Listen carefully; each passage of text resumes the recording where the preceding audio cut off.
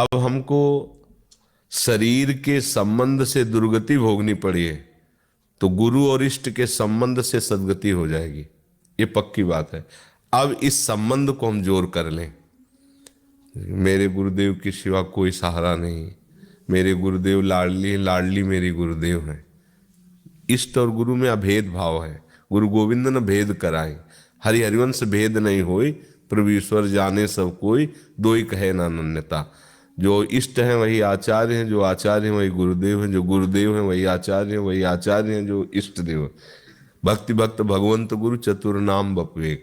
अब हमारी ये समर्पण वृत्ति जितनी अंदर की होगी, समर्पण बाहर का नहीं होता, अंदर का, उतने हमारे अंदर दिव्य शक्ति आएगी। जैसे हम भगवान के अंश होते हुए भी शरीर को जब अपना माना तो हमें सारे दुख भोगने पड़ रहे हैं।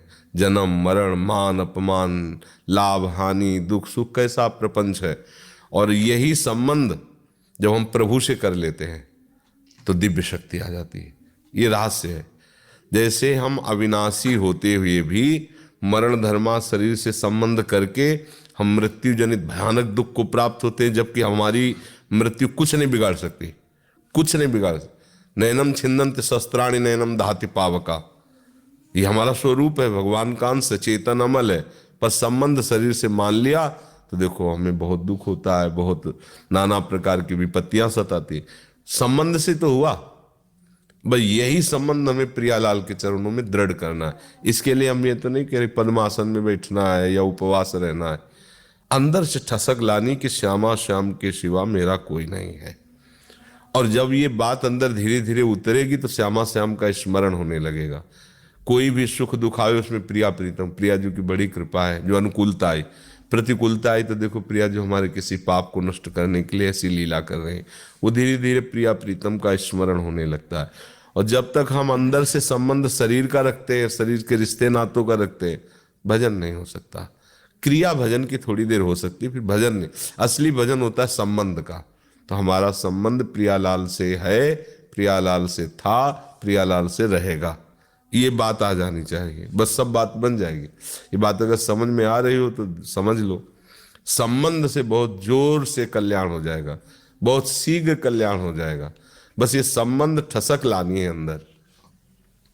और ये प्रियालाल के प्रेमी रसिकों के संग से संबंध दृढ़ होने लगता है। नित एक धर्मेन संग तो रंग बढ़त नित नित सरस, नया नया प्यारी जू के प्रति अपनापन भाव होने लगता है। इसी से हम, नहीं तो अब गृहस्थी में हो, बाल बच्चा है, आप कितना भजन करोगे?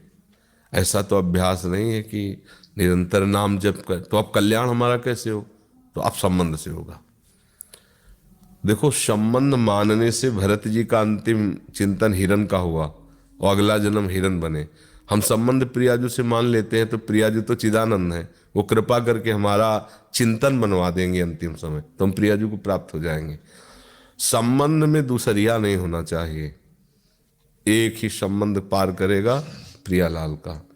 जितने संबंध हैं इन सबसे ममता अंदर ही अंदर हटाकर प्रभु के चरणों में समर्पित कर दे तो प्रभु का संबंध दृढ़ हो जाएगा। सबकी ममता ताक बटोरी, मम पद मन बांध बरडोरी, इसी से कल्याण हो जाता है। जी गौरव जी,